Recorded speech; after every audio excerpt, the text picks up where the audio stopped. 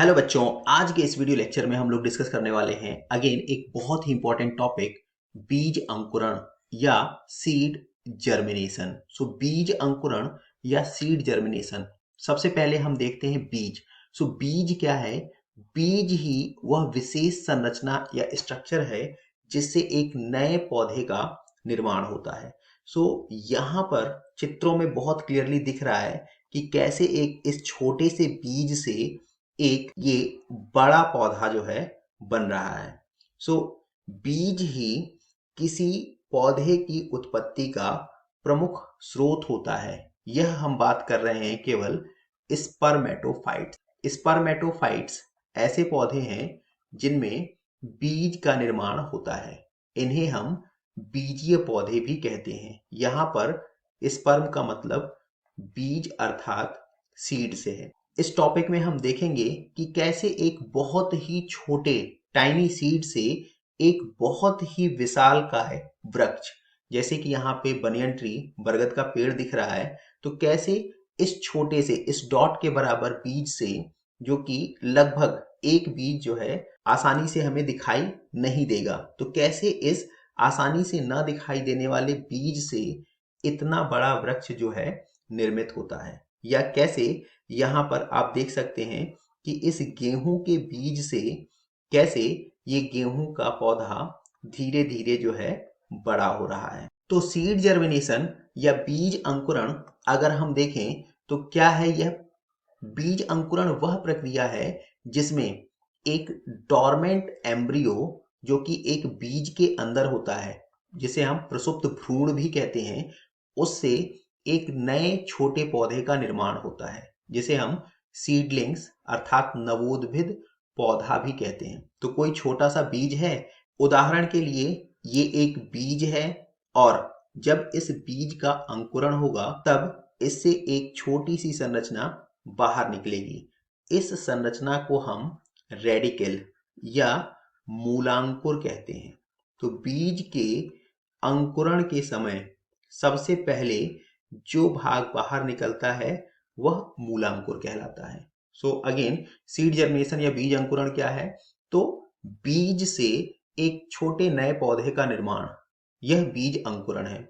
और बीज के अंदर एक सुप्त या प्रसुप्त भ्रूण होता है, एम्ब्रियो होता है, जो अनुकूल परिस्थितियां प्राप्त होने पर अपने बीज के चारों ओर के कठोर आवरण, जिसे हम सीड कोट या बीजावरण कहते हैं, उसको तोड़ करके बाहर आएगा और उससे जो है एक छोटा नया पौधा निर्मित होगा, जिसे हम सीडलिंग या नवोद्भिद प्लांट कहेंगे। यहाँ पर आप देख सकते हैं कि कैसे बीज के अंकुरण से छोटे छोटे जो हैं यह पौधे जो हैं उत्पन्न हो रहे हैं, और यही पौधे जब आगे परिस्थितियां अनुकूल होंगी तो विशालकाय वृक्ष में भी परिवर्तित हो जाएंगे। यह सारी सूचना जो है इन बीजों के जीन्स में जो है निहित होती है। तो अनुकूल परिस्थितियां क्या है बीज के अंकुरण के लिए? Water, heat and air. बीज के अंकुरण के लिए केवल इन्हीं तीन चीजों की आवश्यकता है, पानी, ऊष्मा और हवा। यहाँ पर एक जो मिसकॉन्सेप्शन है कि बीज के जर्मिनेशन के लिए सॉइल जो है, मिट्टी या मृदा जो है आवश्यक है, यह गलत है। बीज के अंकुरण के लिए मृदा आवश्यक नहीं है। बीज का अंकुरण या सीड जर्मिनेशन बिना मृदा के भी होता है, और इस तकनीकी से जो पौधे उगाए जाते हैं वह तकनीकी सॉइललेस कल्चर कहलाती है। इस टॉपिक को हम लोग किसी दूसरे वीडियो में डिस्कस करने वाले हैं। मृदा विहीन संवर्धन या सॉइललेस कल्चर, इसे ही हाइड्रोपोनिक्स भी कहते हैं। सॉइललेस कल्चर या हाइड्रोपोनिक्स दोनों एक ही चीजें हैं, जिसको हम अगले वीडियो में डिस्कस करेंगे। अब अगर हम जर्मिनेशन का टाइप देखें तो सीड जर्मिनेशन जो है बेसिकली तीन प्रकार से होता है। पहला एपीजियल या उपरिभूमिक अंकुरण, दूसरा हाइपोजियल या अधोभूमिक अंकुरण, तीसरा विविपेरी या विविपेरस जर्मिनेशन, जिसे हम पित्रस्थ अंकुरण भी कहते हैं। अब अगर सबसे पहला प्रकार हम देखें, एपीजियल जर्मिनेशन या उपरिभूमिक अंकुरण, तो इसमें क्या होता है? यहाँ पर बीज का जो हाइपोकोटाइल वाला हिस्सा है यह ज्यादा सक्रिय हो जाता है, और इसके ज्यादा सक्रिय होने से जो कॉटिलेडन्स हैं जिन्हें हम बीज पत्र कहते हैं, ये बीज पत्र जो है जमीन से बाहर आ जाएंगे, और इसी अंकुरण को हम जो है एपीजियल जर्मिनेशन या उपरिभूमिक अंकुरण कहते हैं। अब अगर यहाँ पर हम देखें इस चित्र को, तो इस चित्र में ये जो व्हाइट कलर का पार्ट दिख रहा है, ये व्हाइट कलर का पार्ट ही क्या है, कॉटिलेडन है, अर्थात बीज पत्र है। और सबसे पहले अगर हम देखें तो ये बीज सॉइल के इनसाइड है, जमीन के अंदर है, और इस बीज का जब अंकुरण हो रहा है तो सबसे पहले जो भाग बाहर आता है वह रेडिकल है, जिसे हम मूलांकुर कहते हैं। तो मूलांकुर जो है यह सबसे पहले बाहर आएगा, और जैसे ही मूलांकुर आया बाहर तो यहाँ पे हाइपोकोटाइल, हाइपोकोटाइल क्या है, हाइपोकोटाइल जो है बीज पत्र के नीचे का हिस्सा है। ये जो हरे रंग से यहाँ पर दिख रहा है ये हाइपोकोटाइल, और ऐसे ही बीज पत्र के ऊपर का जो हिस्सा है, कॉटिलेडन के ऊपर का जो हिस्सा है, उसे हम क्या बोलेंगे, इपिकोटाइल। तो हाइपोकोटाइल और इपिकोटाइल, इन दोनों शब्दों को ध्यान रखना है।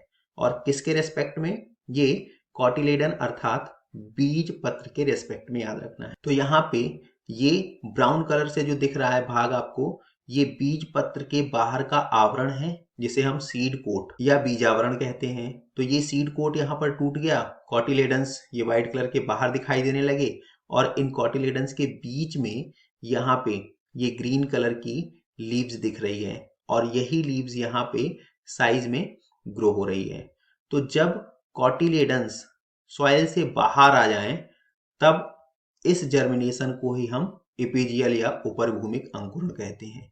और ये जर्मिनेशन किस वजह से होता है, तो ये हाइपोकोटाइल बीज पत्र का जो आधार है, इसे ही हम हाइपोकोटाइल कहते हैं। तो बीज पत्र आधार के अधिक सक्रियता के कारण ये भाग जो है बाहर आता है।